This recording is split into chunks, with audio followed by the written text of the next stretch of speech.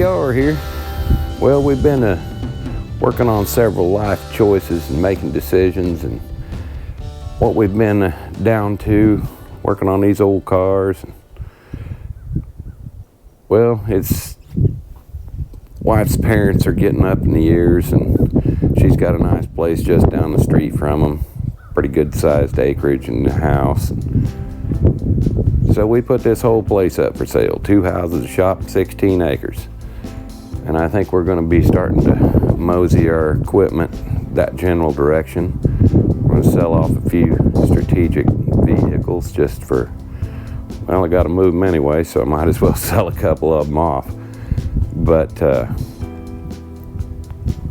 we've got a whole bunch of stuff going. Big changes coming for CTR. We're going to get more focused on our videos, and stay with us.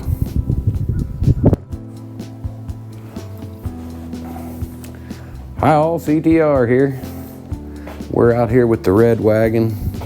We've managed to tear up everything we own just about, including the chainsaws, but we've got the little red wagon here. We've got some pretty white paint shiny on it. It's a little dirty right now sitting in the shop, but got some dust and ick, but it's not no #1 paint job, but I ain't ashamed to drive it. Hope y'all aren't either. We still got to do the tailgate and the hatch, and both of these are really rust-free products. I mean, they're just outstanding condition. But it's got some pretty good dents in it. I had to steal one off another car for right now because I couldn't get the patch panel for the bottom of this one. It wasn't rusty. Someone had already made it donate, I think. We haven't done any jam work or interior work on this car. And I mean, no floor pan work, nothing have I done to it. It's got a couple small patches in it, nothing that I would even worry about. We've got pretty much all the chrome for it. See, we started cleaning the grill up. It's got a lot of overspray and stuff on it. That's just a quickie once over with some steel wool. It's got a 5.3, just a bone stock 5.3 truck engine, truck intake. And I want to say it's a 2001 setup, might be whatever. Anyway, it's got a 4L60 automatic transmission I built. I've rebuilt the front end with all new control arm bushings, tie rods, ball joints. It's got Moog shocks all the way around it. I mean, those are all Moog parts. It's got Monroe shocks all the way around it. Power disc brake kit from Auto City Classics. It's a new cross flow radiator. I haven't made a bracket to mount it yet. I've still yet got to mount the computer. It does run and drive and stops. Just a few details. I need to hook up the shifter cable, and I need to hook up the throttle pedal to the cable. It's in the car. I just need to hook it up. But we kind of built this car as something to showcase for tutorial purposes predominantly, and then when we get done, it'll be a nice project for, you know, a father and son or whatever to finish up and do. You know, it's close enough, pretty much anybody in their own garage, even if you live in town, you can pretty much finish this car. We've got most all the emblems and everything. I'm pretty sure I've got this piece and a hood bird. And I think I've got the surrounds for the grill. And I've got good bumpers for it. They're really pretty good shape. I've got all the side moldings for it. I'm still trying to clean them up. I don't have any of the chrome clips to put them on, and I'm trying not to do that kind of stuff. It's kind of tedious for me because I can go put these cars back together in bulk form a lot better for me. But to buy the chrome clips and stuff, it's not an extravagant amount of money.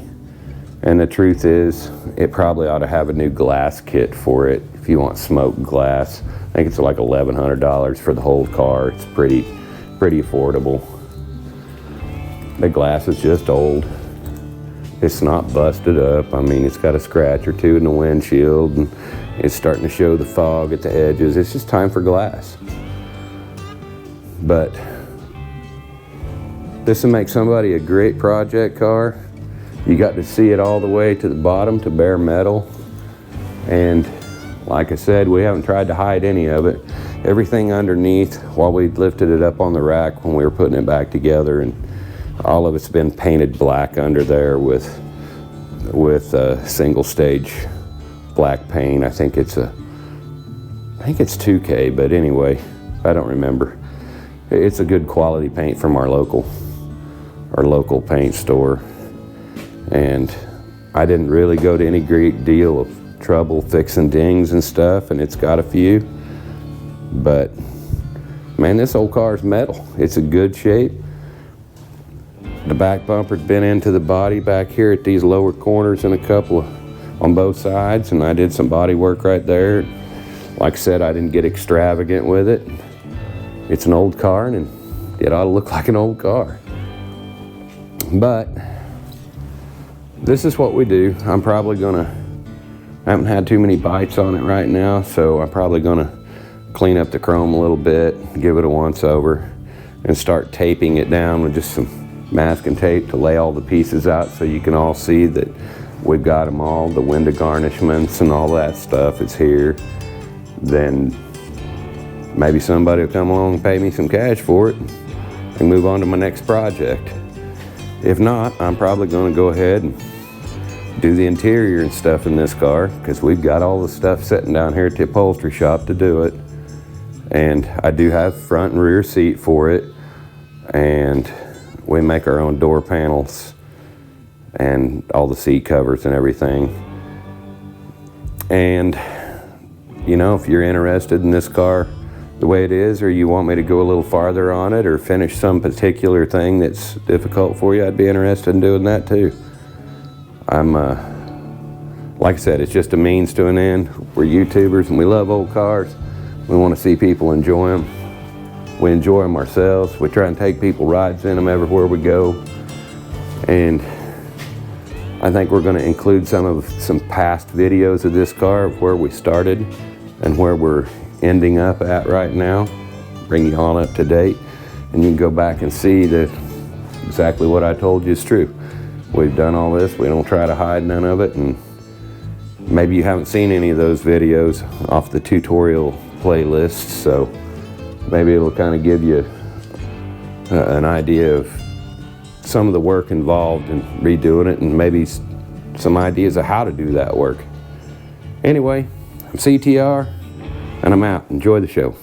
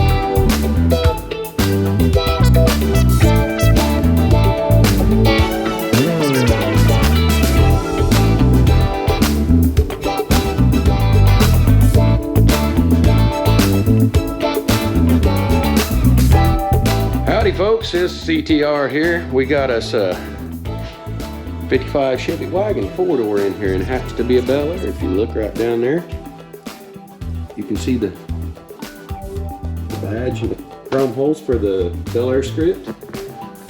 And give you a little bit of idea what we're going to do to this one. I just rolled it in yesterday, I guess, or the day before. What we're going to do is we're going to take this thing down in the front end, and we're going to put up the disc brake kit on it from Auto City Classics, I think it is. And we're going to put all new Moog front end parts on it. We've got new shocks. Let's see. I have to build a shock tower bracket to get it off the body for the back. And I'll make my own cross member and my own motor mounts so that we can LS swap this baby.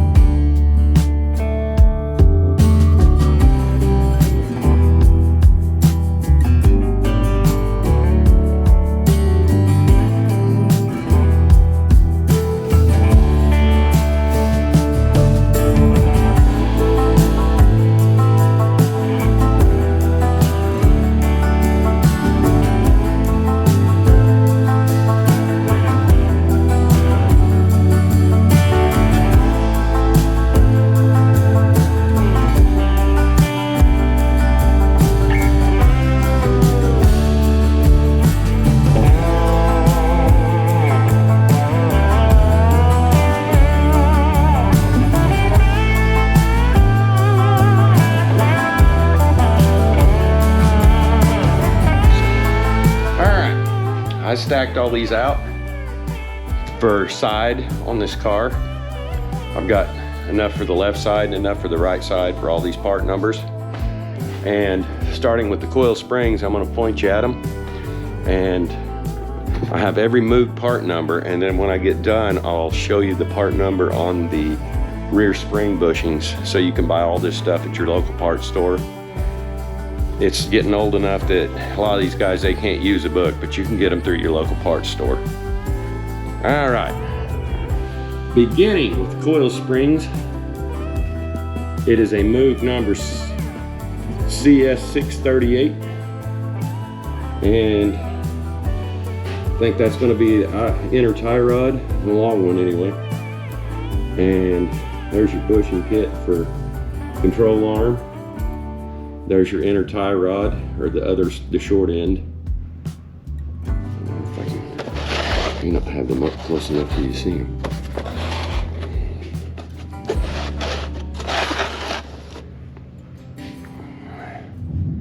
That's going to be your other ball joint. This is going to be the other control arm, either upper or lower. I don't remember which. But let's see. 60-34. All right, now if memory serves me correct, let's see if we can do this. Memory serves me correct. The lower control arm bushings come, I think it's a 6 and 4.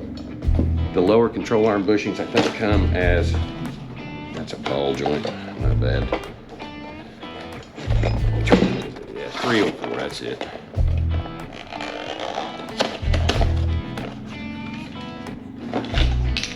Your lower control arm bushings come as a set in a box for both sides. So you only need one of these packages for that part number. K304. But the other, there we go. Get this all organized here. Yeah, sure. K5196. That's gonna be your upper control arm bushings. Come out of there. They come two, so that's per side on those.